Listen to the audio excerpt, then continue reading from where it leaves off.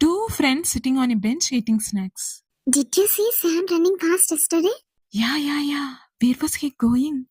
Maybe his wife was chasing him with a rolling pin. No. Maybe he forgot to pay the shopkeeper and ran away. Or maybe aliens landed and only Sam saw them. You always make up stories. We don't know the truth. True, but isn't it fun to guess what happened next? You're so funny. Hello, lovely people. I hope you are doing well. Welcome back to my channel. Yes, today we are going to discuss one-sided stories, what the problems are when we believe only one-sided stories, and how to avoid the trap. Imagine you are watching a movie, but you only see a tiny part of it. Your brain starts filling in the gaps like, oh, maybe this is what happened next, or this must be the conclusion. But you don't really know the whole picture, right? It's the same with real life stories. We really need all sides to get the full pictures. Even when we hear both sides of a story, sometimes it's still tough to reach a conclusion. Why? Well, it could be because people have a manipulative side and they might present things in a certain way. Or it could be your own nature if you have already prepared your mind, like what you choose to believe and what not. Mostly we can see in friendships, family members, or whoever it may be. I would like to share one story. One day, this person started saying nice things about my friend. He said, your friend is so beautiful, she's looking good. I replied, yes, that's true. But then suddenly this person got upset and shouted, why aren't you jealous? When I compliment another girl, you should feel jealous. I was really surprised because I didn't feel jealous at all. A few days later, we had a different argument, and somehow this person got my friend's number from other person and called her and said, your friend is getting jealous because I compliment you.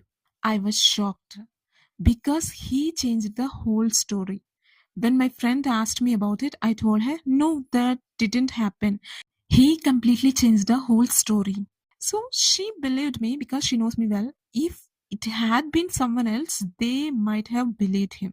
So after that happened, I asked him, why did you say that? He just laughed and said, I was angry. So I said mean things about you to your friend. I was really surprised by his behavior. If a person gets angry to take revenge, that person can go to any extent. Here, he wants to destroy my friendship with my best friend. And they are manipulative. If someone comes up to you and says some mean things about your friend, your family member, or your partner, who would believe? That's why they use some tactics to believe them. See, suddenly someone came up to my friend and said some mean things about me or about our argument. Obviously, she wouldn't believe. And she would support me and she would deny his version.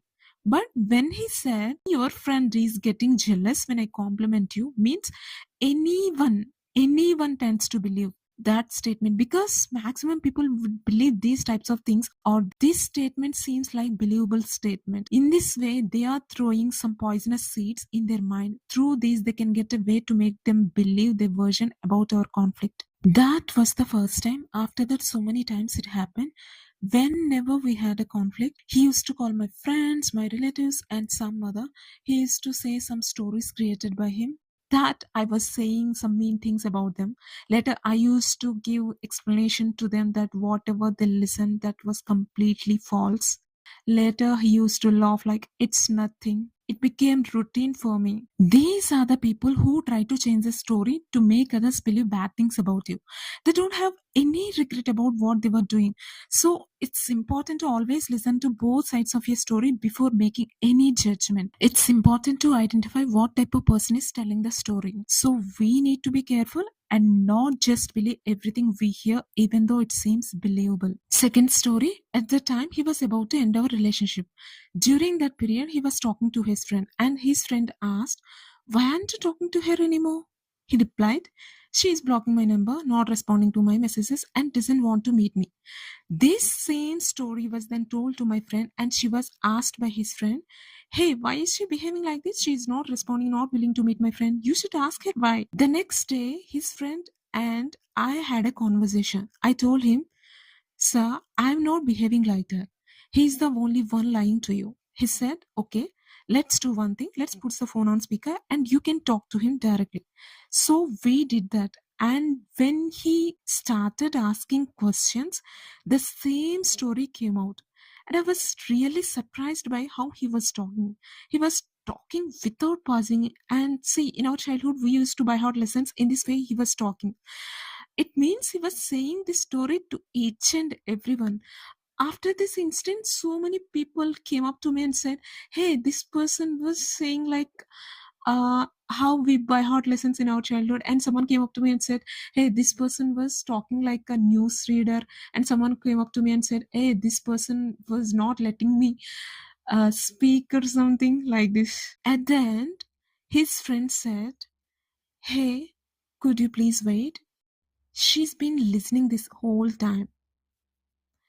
And there was a big silence. He was shocked. He didn't expect that I was there and started showing his true colors. He started saying this, no, no, no, I don't want to meet her. No, I don't want to tell my address also. I don't want to listen to whatever it may be. So his friend tried to convince him in each and every way, but this person didn't listen. After the call, his friend apologized and said, hey, I'm sorry. I didn't know he was like this. I believed him. Sorry. See, generally we trust a person telling it. If it is a friend, family member, or colleague, we think that they wouldn't lie to me. But trust doesn't always means accuracy. You think you know that person, like as a friend, as a family member, as a colleague, since long time, but you may not know the true color when you are not with them. See, sometimes lack of information. If you don't have information properly, we are ending up believing what we are hearing. And our brain loves a quick conclusion. We are wired to connect dots fast. Like we can't wait.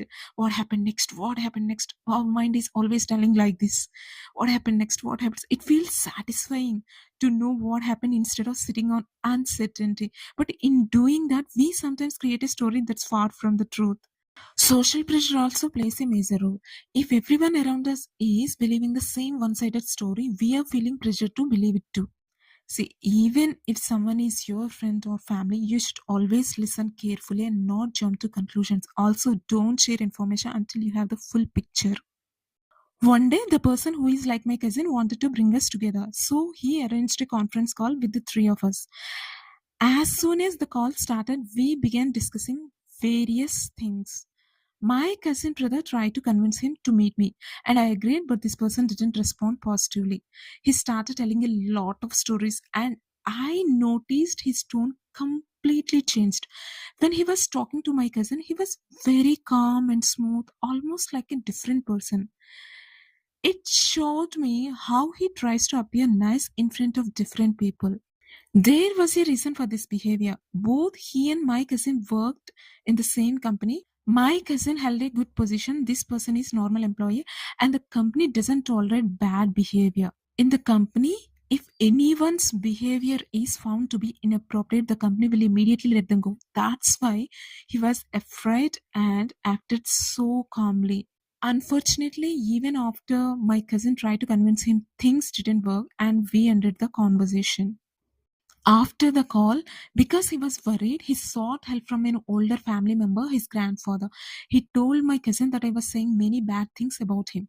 The idea was that when an older person says something, actually, this older person is a drama artist. When an older person says something, people are more likely to believe it. He used this tactic to manipulate the situation, and my cousin believed him without question. My cousin didn't give me a chance to explain everything because he was already influenced by others. Even though he is mature, he felt trapped by the older generation's words and this person's manipulation because people tend to believe older folks more easily. So, we should always be open to hearing the full story before making any judgment. It's important to be patient, not let ourselves be influenced too quickly by what others say. There are so many problems of believing only one side. Number one, wrong judgment. When we hear only one side of a story, it's very easy to make the wrong judgment. Imagine your friend is telling you, hey, that person is being so rude to me today. Without knowing the full situation, you also start thinking badly about that person. But maybe they are just having a tough day, or maybe something is being misunderstood. Who knows? Number two, regret. When we are believing only one side of the story, we are not considering the other perspective. If we later find out the truth, we are feeling guilty because we realize we have made a mistake. This guilt is making us doubt our own judgment. We are thinking like, oh, I shouldn't have judged so fast like this. Number 3, loss of trust. As a result, others are starting to lose trust in our ability to judge situations fairly. This process is slowly eroding the trust we have built. Because of this, we are learning to be more patient and to consider all sides before making a judgment.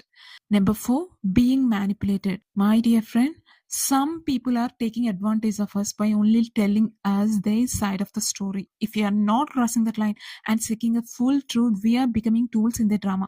This means that we are allowing ourselves to be manipulated without even realizing it. As we are becoming more aware of this, we are starting to question what we are being told and we are trying to see the bigger picture. If we keep doing this, we will not be used in these schemes and will protect ourselves from manipulation. Number 5, stress and negativity.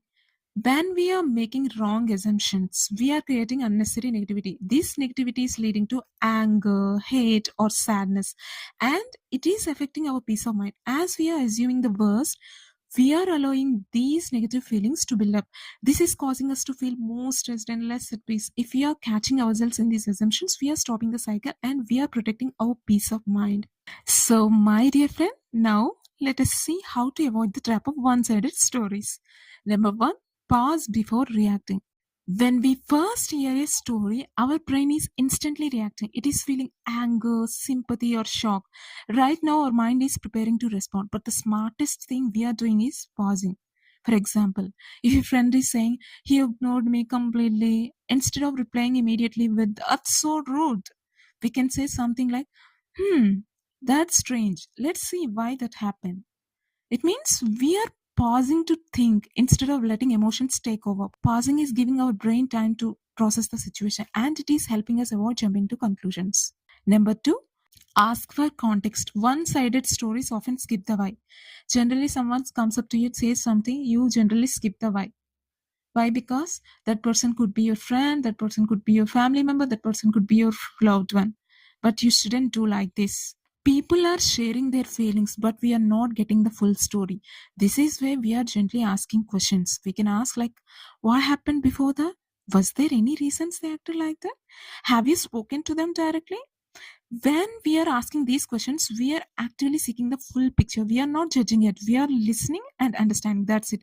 Right now, our goal is to avoid misunderstandings, but asking for context, we are giving ourselves a chance to see the story from all sides. Hear both sides. Before judging anyone, we have to hear both sides. See, sometimes we are not able to listen other side's story. So, if we are not able to listen both sides' stories, we have to keep an open mind that there is always another side to the story. Suppose your friend is angry at another friend, you are listening to one friend's story, you are thinking he is always wrong. But you're not hearing the other friend yet. You are missing the full picture. Here we have to practice patience and understanding.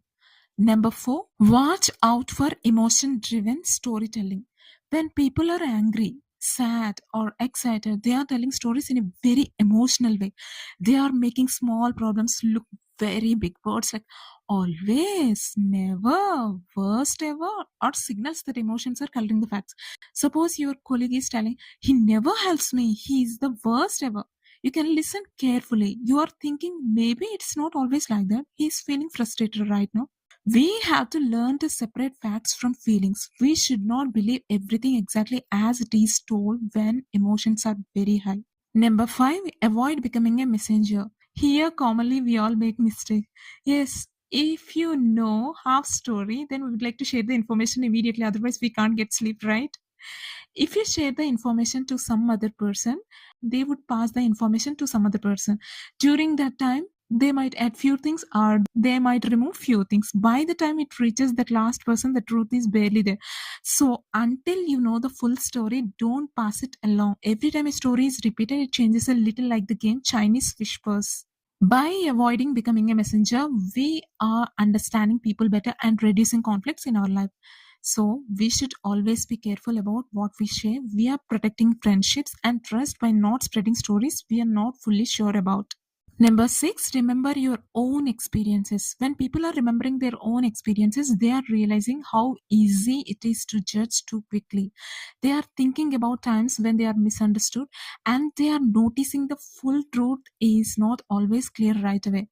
While they are remembering, they are becoming more careful, and they are avoiding quick decisions about who is right or wrong. Number 7, practice neutral listening. Neutral listening is when we listen fully and calmly without immediate judging, reacting, or blindly agreeing. It helps us understand the other person's perspective and support them without creating misunderstandings. When someone shares their story, you can respond with, I hear you. Like, you are showing that you are actively listening. You are not judging or trying to fix the problem yet. You are just present with them. Number 2, you can say, like, oh, that must have been hard. It means you are acknowledging their feelings, you are validating their emotions without necessarily agreeing or disagreeing. Number 3, you can say, let's find out the full picture. It means you are encouraging clarity and understanding, you are not rushing to judgment. Last but not least, eighth one, stay curious, not judgmental. Instead of rushing to pick sides, you can think like, I want to understand rather than I must decide who is right. So, my dear friend, pause before reacting, ask for context, hear both sides, watch out for emotion driven storytelling, avoid becoming a messenger. Remember your own experiences, practice neutral listening, stay curious, not judgmental. By following all these steps, you can avoid the trap of one sided stories. So, next time you hear something shocking about someone, my dear friend, remember it might be just one page of a whole book. Don't write the ending until you have read the other chapters, because the truth is like a puzzle. You need all the pieces to see the full picture, and once you start practicing this, you'll find yourself judging less, understanding more, and protecting relationships instead of damaging them. That's all for today's video. I hope you all learned few things from this video. We will meet again in the next video. Until then, bye bye guys.